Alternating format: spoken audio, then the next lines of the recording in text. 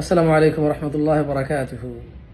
টাকা পয়সা, ধন সম্পদ, সন্তান সন্ততি, জান্নাত সবই পাওয়া যাবে। কি বললে জানেন? আস্তাগফিরুল্লাহ বললে। আস্তাগফিরুল্লাহ, তো আল্লাহ আমাকে মাফ করো, আল্লাহুম্মা গফিরলি, আল্লাহ আমাকে মাফ করো। মানে ক্ষমা চাইলে আল্লাহর কাছে আল্লাহ কি দিবে? ফাকুলতু আস্তাগফিরু রাব্বাকুম ইন্নাহু কানা গাফফারা। নূহ আলাইহিস সালাম তার জাতিকে বলছিল যে আল্লাহর কাছে ক্ষমা চাও, আল্লাহ অত্যন্ত ক্ষমাশীল। ইউরসিলিস সামা আলাইকুম মিদরারা, তিনি আকাশ থেকে তোমাদের জন্য ভারী বৃষ্টি বর্ষণ করবে। সুবহানাল্লাহ।